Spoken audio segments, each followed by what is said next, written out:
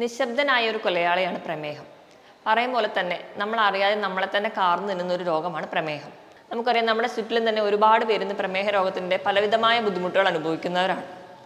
ഇന്ന് നമുക്ക് എങ്ങനെ ഒരു പ്രീ ഡയബറ്റിക് സ്റ്റേജിലുള്ളവർ അല്ലെങ്കിൽ പ്രമേഹ രോഗം ആരംഭിക്കുന്ന ജസ്റ്റ് തുടങ്ങുന്നവർ എങ്ങനെയൊക്കെ ഭക്ഷണം നിയന്ത്രിക്കാമെന്ന് നോക്കാം. അരിയുടെയും ഉഴുന്നിൻ്റെ ആ ഒരു പ്രപ്പോർഷനിൽ ചെറിയൊരു മാറ്റം വരുത്തുക. ഉഴുന്നിൻ്റെ അളവ് കുറച്ചുകൂടി കൂട്ടാവുന്നതാണ്.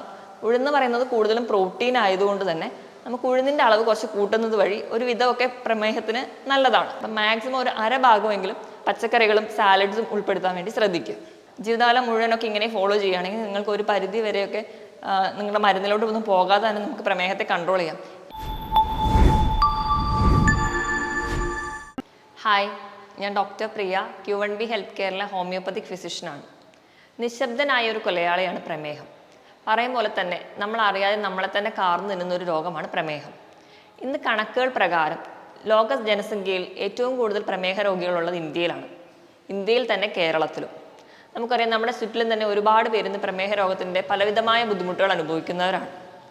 ഇന്ന് നമുക്ക് എങ്ങനെ ഒരു പ്രീ ഡയബറ്റിക് സ്റ്റേജിലുള്ളവർ അല്ലെങ്കിൽ പ്രമേഹ രോഗം ആരംഭിക്കുന്ന ജസ്റ്റ് തുടങ്ങുന്നവർ എങ്ങനെയൊക്കെ ഭക്ഷണം നിയന്ത്രിക്കാമെന്ന് നോക്കാം. പ്രമേഹം ഒരു നിശബ്ദനായ കൊലയാളി ആവാനുള്ള കാരണം തന്നെ നമ്മളിപ്പോൾ പ്രമേഹമൊക്കെ അറിഞ്ഞിട്ടുണ്ടെങ്കിലും അത് നമ്മൾ ടെസ്റ്റ് ചെയ്യുമ്പോഴോ അല്ലെങ്കിൽ നമുക്ക് പാരമ്പര്യമായിട്ട് പ്രമേഹമൊക്കെ ഉള്ളവരാണെങ്കിൽ നമ്മൾ ഇടയ്ക്കിടയ്ക്കൊക്കെ ഒരു ബ്ലഡ് ചെക്കപ്പിലൂടെ പ്രമേഹമുണ്ടെന്ന് അറിഞ്ഞാലും നമ്മൾ ഒരു ഫിസിഷ്യനെ ഒന്നും കാണാതെ നമ്മൾ കരുതും നമുക്ക് തന്നെ ഒരു ഡയറ്റൊക്കെ ഫോളോ ചെയ്ത് നമുക്ക് തന്നെ കൺട്രോൾ ചെയ്യാം. കാരണം മരുന്ന് കഴിക്കാൻ തുടങ്ങിയ ജീവിതകാലം മുഴുവൻ മരുന്ന് കഴിക്കേണ്ടി വരും എന്ന് തെറ്റായ ഒരു ധാരണ. ഇങ്ങനെയുള്ളത് കൊണ്ട് തന്നെ നമ്മൾ നമ്മുടേതായ ഒരു ഡയറ്റ് ഉണ്ടാക്കും. 2-3 ദിവസം മാത്രം നമ്മൾ ഡയറ്റ് ഫോളോ ചെയ്യും. പിന്നീട് അതങ്ങ് വിട്ട് നമ്മുടെ പഴയ ശീലത്തിലൂടെ തന്നെ പോകും. അങ്ങനെ കൺട്രോൾ ചെയ്യാതെ പോകുമ്പോൾ വീണ്ടും ഒരു 2-3 മാസം കഴിഞ്ഞ് ബ്ലഡ് ടെസ്റ്റ് ചെയ്യുമ്പോൾ ബ്ലഡ് ഷുഗർ ലെവലൊക്കെ ഒരു 250-ന് മുകളിലെത്തി കാണും. അപ്പോൾ നമുക്ക് നിയന്ത്രിക്കാൻ പറ്റാത്തൊരു ലെവലിലെത്തുമ്പോൾ നമ്മളൊരു ഡോക്ടറെ കൺസൾട്ട് ചെയ്യും. അങ്ങനെ ഒരു സ്റ്റേജിലെത്തുമ്പോൾ ആ ഡോക്ടർക്ക് ഒരു മെഡിസിൻ നൽകിയേ പറ്റുള്ളൂ. അത് മെഡിസിൻ മാത്രമല്ല, അതിനോടൊപ്പം സ്ട്രിക്റ്റ് ആയിട്ടൊരു ഡയറ്റ് കൂടി എടുക്കേണ്ടി വരും. അപ്പം നമ്മൾ ആദ്യം പ്രോപ്പറായിട്ട് കൺട്രോൾ ചെയ്യാത്തതുകൊണ്ടാണ് ഇന്ന് പ്രമേഹ രോഗികളുടെ എണ്ണം കൂടിക്കൂടി വരുന്നത്. അതുകൊണ്ട് നമുക്ക് ഇന്നത്തെ ഒരു വിഷയത്തിലൂടെ നമുക്ക് എങ്ങനെ ഒരു ഫുഡ് കൺട്രോൾ ചെയ്യാമെന്ന് നോക്കാം. ആദ്യം തന്നെ ഞാൻ പറയാം, ഫുഡ് മാത്രം കൺട്രോൾ ചെയ്തുകൊണ്ട് മാത്രം നമുക്ക് ഡയബറ്റീസ് കൺട്രോൾ ചെയ്യാൻ പറ്റില്ല. ഇപ്പം മെഡിസിൻസ് ഒക്കെ വേണ്ടവരാണെങ്കിൽ കൃത്യമായിട്ട് മെഡിസിൻ എടുക്കണം. അതുപോലെ തന്നെ കൃത്യമായ വ്യായാമം, ആവശ്യത്തിന് റെസ്റ്റും അതുപോലെ ആവശ്യത്തിനുള്ള വെള്ളവും കുടിച്ചാൽ മാത്രമേ ഒരു വിധമെങ്കിലും പ്രമേഹ രോഗം അല്ലെങ്കിൽ പ്രമേഹത്തെ കൺട്രോൾ ചെയ്യാൻ പറ്റുള്ളൂ. നമ്മുടെ ക്ലിനിക്കിലൊക്കെ വരുന്ന ഒരുപാട് പേര് നമ്മളോട് ചോദിക്കാറുള്ളതാണ്, എപ്പോഴാണ് പ്രമേഹത്തിന് മെഡിസിൻസ് എടുക്കേണ്ടത്, അല്ലെങ്കിൽ ഏത് ഒരു ലിമിറ്റ് കഴിയുമ്പോഴാണോ മെഡിസിൻ എടുക്കേണ്ടത്, ആദ്യമേ മെഡിസിൻ എടുക്കണോ, മെഡിസിൻ ജീവിതകാലം മുഴുവൻ കഴിക്കേണ്ടി വരുമോ എന്നൊക്കെ. നമ്മളിപ്പം വന്നിട്ട് ഒരാൾ പ്രമേഹ രോഗിയാണെന്നുള്ള സിംറ്റംസ് ഒക്കെ ഉണ്ടെങ്കിൽ കൂടി നമ്മൾ ബ്ലഡ് ടെസ്റ്റ് ചെയ്യാറുണ്ട്. പ്രധാനമായിട്ടും FBS, PPBS, RBS. ഇതിപ്പോൾ എല്ലാവർക്കും അറിയാം. FBS എന്ന് പറഞ്ഞു കഴിഞ്ഞാൽ വെറും വയറ്റിൽ ടെസ്റ്റ് ചെയ്യുന്നതാണ്, ഫാസ്റ്റിംഗ് ബ്ലഡ് ഷുഗർ. PPBS എന്ന് പറഞ്ഞാൽ പോസ്റ്റ് പാൻട്രൽ ബ്ലഡ് ഷുഗർ, അതായത് ഭക്ഷണം കഴിച്ച് 2 മണിക്കൂറിന് ശേഷം ടെസ്റ്റ് ചെയ്യുന്നത്. RBS എന്ന് പറയുമ്പോൾ റാൻഡം ബ്ലഡ് ഷുഗർ, അത് ഭക്ഷണം കഴിച്ചതും സമയവും തമ്മിൽ വലിയ ഒരു കണക്കുകളൊന്നും ഇല്ലാത്ത രീതിയിൽ റാൻഡം ആയിട്ട് ടെസ്റ്റ് ചെയ്യുന്നത്. ഈ 3 എണ്ണമാണ് നമ്മൾ പ്രധാനമായിട്ടും ചെയ്ത് എല്ലാവരും തന്നെ വരാറ്. പക്ഷേ നമ്മൾ ഫിസിഷ്യൻസ് അല്ലെങ്കിൽ ഡോക്ടേഴ്സൊക്കെ നമ്മളൊരു മെഡിസിൻ പ്രിസ്ക്രൈബ് ചെയ്യണമെങ്കിൽ നമ്മൾ ഈ FBS-ഉം PPBS-ഉം മാത്രം നോക്കിയിട്ടായിരിക്കില്ല ചെക്ക് ചെയ്യാറ്. അതിനോടൊപ്പം തന്നെ അവർ HbA1c എന്ന് പറയുന്ന ഒരു വാല്യൂ കൂടി നോക്കാറ്. എന്താണ് HbA1c എന്ന് നോക്കാം. Glycosylated haemoglobin. അതായത് ചുരുക്കി പറഞ്ഞു കഴിഞ്ഞാൽ ഒരു 3 മാസത്തെ നമ്മുടെ ബ്ലഡ് ഷുഗറിൻ്റെ ഒരു ആവറേജ് ആണ്. നമ്മുടെ രക്തത്തിലെ ഹീമോഗ്ലോബിൻ്റെ മുകളിൽ എത്ര ഷുഗർ പറ്റിപ്പിടിച്ചിരിക്കുന്നു എന്നൊരു കണക്ക്. ഈ HbA1c-യുടെ വാല്യൂ വെച്ചിട്ടാണ് പൊതുവേ ഡോക്ടേഴ്സൊക്കെ മെഡിസിൻസ് എഴുതാറ്. HbA1c നോക്കുമ്പോൾ 5.9, 5.9-ന് താഴെയാണെങ്കിൽ അത് നോർമലാണ്.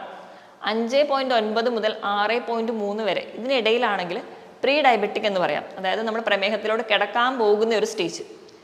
6.5 മുതൽ 7 വരെയാണെങ്കിൽ കുറച്ച് നമ്മൾ സീരിയസ് ആയിട്ട് എടുക്കണം. ചിലപ്പോൾ ചിലർക്ക് മെഡിസിൻസ് ഒന്നും വേണ്ടി വരില്ല, ചിലർക്ക് മെഡിസിൻസ് വേണ്ടി വരും. അതോടൊപ്പം തന്നെ നമ്മൾ സ്ട്രിക്റ്റ് ആയിട്ട് ഫുഡ് കൺട്രോൾ ചെയ്ത് കഴിഞ്ഞാൽ നമുക്ക് പ്രമേഹത്തെ നിയന്ത്രിച്ച് കൊണ്ടുപോകാൻ പറ്റും. ഇനി 7-ന് മുകളിലാണെങ്കിൽ സ്ട്രിക്റ്റ് ആയിട്ട് ഡയറ്റും എടുക്കണം, അതോടൊപ്പം തന്നെ മെഡിസിൻസിൻ്റെ ആവശ്യവും കൂടി ഉണ്ടാവും. ഒരു പ്രമേഹ രോഗത്തിലോട്ട് കിടക്കുന്നവർക്ക് അല്ലെങ്കിൽ ഒരു പ്രീ ഡയബറ്റിക് സ്റ്റേജിന് പറ്റുന്ന രീതിയിലുള്ള ഒരു ഡയറ്റ് എങ്ങനെയാണെന്ന് നോക്കാം. നമുക്ക് പ്രമേഹ രോഗത്തിൽ എന്തൊക്കെ കഴിക്കണം, എന്തൊക്കെ ഒഴിവാക്കണം എന്ന് പറയുന്നതിന് മുൻപ് എങ്ങനെ ഭക്ഷണം കഴിക്കണമെന്ന് നോക്കാം. നമ്മൾ മലയാളികൾ പൊതുവേ 4 നേരമായിട്ടാണ് ഭക്ഷണം കഴിക്കുക. രാവിലത്തെ അല്ലെങ്കിൽ ഒരു മോർണിംഗ് ബ്രേക്ക്ഫാസ്റ്റ്, ഉച്ചയ്ക്ക് ഒരു ലഞ്ച്, വൈകിട്ട് ഒരു ടീ ടൈം, അത് ഒരു സ്നാക്സ് ഒക്കെ, രാത്രി ഡിന്നർ. ഇങ്ങനെ 4 നേരമായിട്ടാണ് പ്രധാനമായിട്ടും ഭക്ഷണം കഴിക്കുക. ഇങ്ങനെ 4 നേരമായിട്ട് കഴിക്കുന്നതിന് പകരം തവണകൾ കൂട്ടുക. ഒരു 5-6 തവണയായിട്ട് ഭക്ഷണം കഴിക്കണം. അതുപോലെ തന്നെ ഭക്ഷണത്തിൻ്റെ ക്വാണ്ടിറ്റി കുറയ്ക്കുക.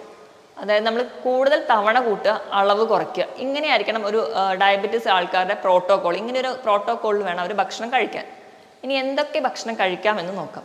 നമ്മൾ രാവിലെ എണീക്കുമ്പോഴാണെങ്കിൽ നമ്മളെല്ലാവരും ചായയും കാപ്പിയൊക്കെ കുടിച്ചിട്ടാണ് ഒരു ദിവസം തുടങ്ങാറ്. അപ്പോൾ രാവിലെ എണീക്കുമ്പോൾ തന്നെ ഇതിന് പകരമായിട്ട് 1-2 ഗ്ലാസ് ചെറു ചൂടുവെള്ളം കുടിക്കാം. അപ്പോൾ ചായയോ കാപ്പിയോ നിർബന്ധമുള്ളവരൊക്കെ ആണെങ്കിൽ ദിവസം ഒരു 2 അല്ലെങ്കിൽ 3 മാക്സിമം അത്രയും പാലൊക്കെ ഒഴിച്ച് ചായ കുടിക്കാം. ഒരു കാരണം വെച്ചാലും മധുരമടങ്ങിയ ഒരു വസ്തുവും ചായയിൽ ആഡ് ചെയ്യും. അപ്പം ചിലരൊക്കെയാണെങ്കിൽ പഞ്ചസാര ഇടും, ചിലർ ശർക്കര ആഡ് ചെയ്യാറുണ്ട്. അതുപോലെ പഞ്ചസാര, ശർക്കര, തേൻ പൂർണ്ണമായിട്ടും ഒഴിവാക്കണം ഇങ്ങനെ ഒരു പ്രീ ഡയബറ്റിക് സ്റ്റേജിലോട്ട് പോകുമ്പോൾ തന്നെ.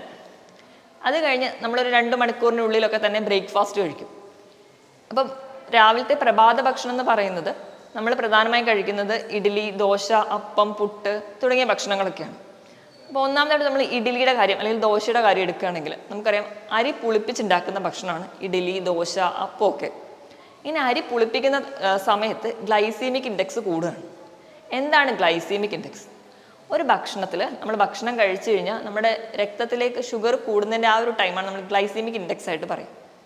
ഗ്ലൈസീമിക് ഇൻഡെക്സ് കുറഞ്ഞ ഭക്ഷണങ്ങളാണ് പ്രമേഹ രോഗികൾക്ക് ഏറ്റവും നല്ലത്. അപ്പം ഞാൻ പറഞ്ഞതുപോലെ അരി പുളിപ്പിച്ചുണ്ടാക്കുന്ന ഭക്ഷണത്തിനൊക്കെ ഗ്ലൈസീമിക് ഇൻഡെക്സ് കൂടുതലാണ്. അപ്പം നമ്മൾ ആ വകയുള്ള ഭക്ഷണങ്ങൾ കഴിവതും കുറയ്ക്കാൻ വേണ്ടി ശ്രദ്ധിക്കുക. ഇപ്പം ചിലർക്കൊക്കെ ഒരു ആഗ്രഹമൊക്കെ ഉള്ളവരാണെങ്കിൽ ഇടയ്ക്കൊക്കെ 2 അല്ലെങ്കിൽ 3 ഇഡ്ഡലി വരെയൊക്കെ കഴിക്കാം. ദോശയാണെങ്കിലും 2 അല്ലെങ്കിൽ 3 വരെയൊക്കെ കഴിക്കാം. ഇനിയിപ്പോൾ ഇതിൻ്റെ കൂടെ എന്തെങ്കിലും കറികളുടെ കാര്യം നമ്മൾ ആലോചിക്കണം. അപ്പോൾ കറികൾ ആലോചിക്കുമ്പോൾ കിഴങ്ങ് വർഗ്ഗങ്ങളൊന്നും തന്നെ ഉൾപ്പെടുത്താതിരിക്കുക. കിഴങ്ങ് വർഗ്ഗങ്ങൾ എന്ന് പറയുമ്പോൾ ചേന, ചേമ്പ്, അതുപോലെ കാച്ചിൽ, കപ്പ, ഇതൊക്കെ കിഴങ്ങ് വർഗ്ഗങ്ങളാണ്. അതുപോലെ തന്നെയാണ് ബീട്രൂട്ട്, ക്യാരറ്റ്. ഇവ പലർക്കും അറിയാത്തൊരു കാര്യമാണ്. ബീട്രൂട്ട്, ക്യാരറ്റ് ഒഴിവാക്കുക. കൂർക്ക, കൂവ, ഇതൊക്കെ കിഴങ്ങ് വർഗ്ഗങ്ങളിൽ പെടുന്നതാണ്. ഇതൊക്കെ മാക്സിമം ഒഴിവാക്കാൻ വേണ്ടി ശ്രദ്ധിക്കുക. ഇനിയിപ്പോൾ ഇഡ്ഡലിയൊക്കെ ഉണ്ടാക്കുമ്പോൾ തന്നെയാണെങ്കിൽ നമ്മൾ അരിയും ഉഴുന്നും കൂടെ ആഡ് ചെയ്തിട്ടാണ് ഉണ്ടാക്കുക. അപ്പോൾ ഈ പ്രമേഹ രോഗികൾക്ക് വല്ലപ്പോഴും ഇത് കഴിക്കണം എന്ന് ആഗ്രഹമുള്ളപ്പോൾ തന്നെ അരിയുടെയും ഉഴുന്നിൻ്റെ ആ ഒരു പ്രപ്പോർഷനിൽ ചെറിയൊരു മാറ്റം വരുത്തുക. ഉഴുന്നിൻ്റെ അളവ് കുറച്ചുകൂടി കൂട്ടാവുന്നതാണ്. ഉഴുന്ന് പറയുന്നത് കൂടുതലും പ്രോട്ടീൻ ആയതുകൊണ്ട് തന്നെ നമുക്ക് ഉഴുന്നിൻ്റെ അളവ് കുറച്ച് കൂട്ടുന്നത് വഴി ഒരു വിധമൊക്കെ പ്രമേഹത്തിന് നല്ലതാണ്. അതുപോലെ തന്നെ അരി ഉപയോഗിക്കുമ്പോൾ വെള്ള അരിക്ക് പകരം തവിടുള്ള ചെമ്പാവരി ഉപയോഗിക്കാം. അതുപോലെ തന്നെ ഉലുവ ആഡ് ചെയ്യുന്നതും നല്ലതാണ്. അപ്പോൾ നമ്മൾ ദോശയോ ഇഡ്ഡലിയൊക്കെ ഉണ്ടാക്കുന്ന സമയത്ത് ഒരു പിടി ഉലുവ കൂടി ആഡ് ചെയ്യുന്നത് ഒരു പരിധി വരെയൊക്കെ നമുക്ക് പ്രമേഹത്തെ കൺട്രോൾ ചെയ്യാൻ വേണ്ടിയിട്ട് ഉലുവ സഹായിക്കുന്നതായിട്ടാണ് പഠനങ്ങൾ പറയുന്നത്. ഇനി രണ്ടാമതായിട്ട് നമുക്ക് ഭയങ്കര ഇഷ്ടമുള്ളൊരു ഫുഡാണ് പുട്ട്. പുട്ടിൻ്റെ കൂടെ ഒരിക്കലും പഴം, പഞ്ചസാര ഇവ കഴിക്കാതിരിക്കുക. അതിന് പകരം നമ്മളൊരു ചെറിയ കഷ്ണം പുട്ടെടുക്കുകയാണെങ്കിൽ അതിനോട് തന്നെ തുല്യമായ ഒരു അളവിൽ, അതായത് 1:1 റേഷ്യോയിൽ പുട്ട് കടല കഴിക്കാം, പുട്ട് പയറ് കഴിക്കാം. അല്ലെങ്കിൽ അങ്ങനെയുള്ള പ്രോട്ടീൻ ആയിട്ടുള്ള എന്തെങ്കിലും ഒരു ഭക്ഷണം, പുട്ട്, മുട്ടക്കറി, അങ്ങനെ എന്തെങ്കിലും കഴിക്കാം. അല്ലാതെ പുട്ട്, പഴം തുടങ്ങിയത് കഴിക്കാതിരിക്കാൻ വേണ്ടി ശ്രദ്ധിക്കുക. ഇവിടെയും അരി എടുക്കുമ്പോൾ ഇപ്പോഴും തവിട് അടങ്ങിയ അരി എടുക്കാൻ വേണ്ടി ശ്രദ്ധിക്കുക. ഇപ്പം അപ്പം ഉണ്ടാക്കുന്നതാണെങ്കിലും എല്ലാം ഭക്ഷണങ്ങളും തുല്യ അളവിൽ കറി എടുക്കാൻ കഴിയും. അപ്പത്തിൻ്റെ കൂടെ കടലക്കറി ആണെങ്കിൽ ഒരപ്പം എടുക്കുകയാണെങ്കിൽ അത്രയും തന്നെ അളവിൽ കടലക്കറി എടുക്കാൻ വേണ്ടി ശ്രദ്ധിക്കുക. ഇങ്ങനെ കഴിക്കുമ്പോൾ നമ്മൾ കടലയിൽ അടങ്ങിയിട്ടുള്ളത് പ്രോട്ടീനും ഫൈബറുകളുമാണ്. ധാരാളം പ്രോട്ടീനും ഫൈബറും ചെല്ലുമ്പോൾ നമുക്ക് അത്രയ്ക്ക് അങ്ങ് വിശക്കത്തുമില്ല, നമ്മുടെ ശരീരത്തിന് ഒരുവിധം നല്ലതാണ്. പിന്നെ നമ്മൾ മെയിനായിട്ട് വീട്ടിലുണ്ടാക്കുന്നതാണ് ഉപ്പുമാവ്. ഉപ്പുമാവൊക്കെ ഉണ്ടാക്കുന്ന സമയത്ത് നമുക്ക് ഗോതമ്പും കൊണ്ട് ഉപ്പുമാവ് ഉണ്ടാക്കാം. അപ്പോൾ റവ കൊണ്ടൊക്കെ തന്നെ ഉപ്പുമാവ് ഉണ്ടാക്കുകയാണെങ്കിൽ മാക്സിമം വെജിറ്റബിൾസ് അതിനകത്തോട്ട് ആഡ് ചെയ്യുക. അതായത് ഉപയോഗിക്കുന്ന ഗോതമ്പിൻ്റെയും റവേൻ്റെയും അളവിനോടൊപ്പം തന്നെ പച്ചക്കറികൾ ആഡ് ചെയ്യുക. അങ്ങനെ കഴിക്കുന്നതും ഒരുവിധം നമുക്ക് പ്രമേഹത്തെ കൺട്രോൾ ചെയ്യാൻ വേണ്ടി നമ്മളെ സഹായിക്കും. ഈ പറഞ്ഞ ഭക്ഷണങ്ങളെല്ലാം കഴിക്കുമ്പോൾ തന്നെ എപ്പോഴും ഞാൻ പറഞ്ഞതുപോലെ തന്നെ നിങ്ങൾ എടുക്കുന്ന ഫുഡിൻ്റെ അത്രയും തന്നെ ക്വാണ്ടിറ്റിയിൽ കറി എടുക്കാൻ വേണ്ടി ശ്രമിക്കുക. എപ്പോഴും ഒരു പ്രോട്ടീൻ റിച്ച് ആയിട്ടുള്ള കറികൾ രാവിലെ തന്നെ എടുക്കാൻ വേണ്ടി ശ്രദ്ധിക്കുക. മാക്സിമം ഈ ഭക്ഷണത്തിലൂടെ വീണ്ടും ഒരു ചായയോ കാപ്പിയോ കുടിക്കാതെ വെള്ളം തന്നെ കുടിക്കാൻ വേണ്ടി ശ്രദ്ധിക്കുക. ഇനി ഇത് കഴിഞ്ഞ് കഴിഞ്ഞാൽ നമ്മൾ നേരെ 11 മണിക്ക് ഒരു ടീ ടൈമാണ് മലയാളികൾക്ക് പ്രധാനമായിട്ടുള്ളത്. നമ്മൾ ഓഫീസിലൊക്കെ പോകുന്നവരാണെങ്കിൽ 11 മണിക്ക് ചായയോടൊപ്പം തന്നെ എന്തെങ്കിലും ഒരു എണ്ണക്കടികളാണ് കഴിക്കാറ്. ഈ ഒരു ശീലം നമ്മൾ മാറ്റിയിട്ട് ഒരു പ്രീ ഡയബറ്റിക് സ്റ്റേജിലാണെന്ന് അറിയുമ്പോൾ തന്നെ ഒരു ബൗൾ സാലഡ് എടുക്കുക. സാലഡ് എന്ന് പറയുമ്പോൾ നമ്മൾ ഇതിനകത്ത് കുക്കുംബറും അതുപോലെ തന്നെ തക്കാളി എല്ലാം അരിഞ്ഞിട്ടിട്ട് ഒരു ഇച്ചിരി ഉപ്പോ അല്ലെങ്കിൽ ഒരു ചെറുനാരങ്ങയൊക്കെ പിഴിഞ്ഞൊഴിച്ച് നിങ്ങൾക്ക് കഴിക്കാവുന്നതാണ്. മാക്സിമം ക്യാരറ്റ് ഒഴിവാക്കുക. ഇങ്ങനെ ഒരു ബൗൾ സാലഡ് ഉണ്ടെങ്കിൽ തന്നെ നമുക്ക് വയറ് നിറയും. അല്ലെങ്കിൽ നിങ്ങൾക്ക് നട്ട്സ് കഴിക്കാം. ഇപ്പം ബദാം, അണ്ടിപ്പരിപ്പ്, അല്ലെങ്കിൽ ഒരു കുറച്ച് നിലക്കടല, ഇവയെല്ലാം ഒരു പിടി കഴിക്കുന്നതാണെങ്കിൽ നിങ്ങൾക്ക് വലിയ ദോഷം ചെയ്യത്തില്ല. ഒരുവിധം നിങ്ങൾക്ക് പ്രോട്ടീൻ ആയതുകൊണ്ട് പ്രമേഹത്തെ നിയന്ത്രിക്കാനും പറ്റും. ഇനി നമ്മൾ മലയാളികൾ ഉച്ചനേരം അല്ലെങ്കിൽ നമ്മൾ ഊണ്, പ്രധാനമായും നമ്മളൊരു വിഭവ സമൃദ്ധമായിട്ടാണ് ഊണ് കഴിക്കാറ്. ഇനി മൂന്നാമത്തേതാണ് നമ്മുടെ ലഞ്ച് ടൈം. അത് നമ്മൾ മലയാളികൾ നല്ല കാര്യമായിട്ട് കഴിക്കുന്ന ഒരു സമയം, നമ്മൾ ഹെവി ആയിട്ട് കഴിക്കുന്നത് ഉച്ചഭക്ഷണമാണ്. നമുക്കിനി എങ്ങനെ ഒരു പ്രീ ഡയബറ്റിക്സിലുള്ളവർക്ക് ലഞ്ച് എങ്ങനെ മാനേജ് ചെയ്യാമെന്ന് നോക്കാം. നമുക്കൊരു പ്ലേറ്റ് മെത്തേഡാണ് പറയുന്നത്. പ്ലേറ്റ് മെത്തേഡ് എന്ന് പറയുമ്പോൾ കാൽ ഭാഗം നമ്മൾ അരി ഭക്ഷണങ്ങൾ കഴിക്കാം. അരി ഭക്ഷണം എന്ന് പറഞ്ഞാൽ തവിടടങ്ങിയ അരികൾ അല്ലെങ്കിൽ കുത്തരി ഉപയോഗിക്കാൻ വേണ്ടി ശ്രദ്ധിക്കുക. നിങ്ങൾക്ക് ഒരു പിടി വരെ ചോറ് ഉപയോഗിക്കാം. അതുപോലെ തന്നെ ഇപ്പോൾ ചോറിന് പകരം നിങ്ങൾക്ക് ചപ്പാത്തി ആണെങ്കിൽ 1-2 ചപ്പാത്തി കഴിക്കാം. പിന്നെ ഒരു കാൽ ഭാഗം എന്ന് പറയുന്നത് പ്രോട്ടീനാണ്. പ്രോട്ടീൻ എന്ന് പറയുമ്പോൾ നിങ്ങൾക്ക് മുട്ട ഉപയോഗിക്കാം, പയറ്, പരിപ്പ്, അങ്ങനത്തെ കടല എന്ത് നിങ്ങൾക്ക് പ്രോട്ടീനായിട്ട് ഉപയോഗിക്കാം. അല്ലെങ്കിൽ പനീർ തുടങ്ങിയ ഇതൊക്കെ പ്രോട്ടീനേഷ്യസ് ഫുഡാണ്. ഇതൊക്കെ നിങ്ങൾക്ക് ഉൾപ്പെടുത്താം. ഇത് കഴിഞ്ഞ് ബാക്കിയുള്ള ഒരു അര ഭാഗം എന്ന് പറഞ്ഞാൽ പച്ചക്കറികൾക്ക് വേണ്ടിയിട്ട് ഉപയോഗിക്കണം. പച്ചക്കറികൾ നിങ്ങൾക്ക് സാലഡായിട്ട് ഉൾപ്പെടുത്താം, അല്ലെങ്കിൽ എന്നും നിങ്ങൾ ഇലക്കറികൾ ഉൾപ്പെടുത്താൻ വേണ്ടി ശ്രദ്ധിക്കുക.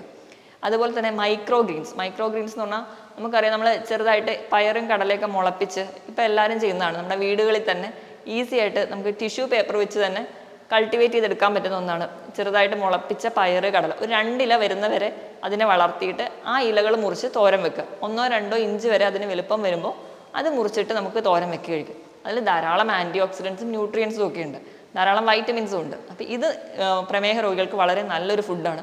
അപ്പം അങ്ങനെ കഴിക്കാം. അല്ലെങ്കിൽ നിങ്ങൾക്ക് മറ്റു പച്ചക്കറികളൊക്കെ തോരൻ വെച്ചിട്ടോ ഒക്കെ കഴിക്കാവുന്നതാണ്. അപ്പം മാക്സിമം ഒരു അര ഭാഗമെങ്കിലും പച്ചക്കറികളും സാലഡ്സും ഉൾപ്പെടുത്താൻ വേണ്ടി ശ്രദ്ധിക്കുക.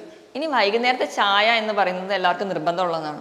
അപ്പം മാക്സിമം അത് ഒഴിവാക്കാൻ വേണ്ടി ശ്രദ്ധിക്കുക. അതിന് പകരം നിങ്ങൾക്ക് ഗ്രീൻ ടീ ഉപയോഗിക്കാം. അപ്പം അങ്ങനെ സ്നാക്സ് ഒക്കെ നിർബന്ധം അല്ലെങ്കിൽ ചായ നിർബന്ധമുള്ളവർക്കാണെങ്കിൽ നിങ്ങൾക്ക് ചായ ഉപയോഗിക്കാം. മാക്സിമം പഞ്ചസാരയോ ശർക്കരയോ തേനോ ഇതൊക്കെ ഒഴിവാക്കാൻ വേണ്ടി ശ്രദ്ധിക്കുക.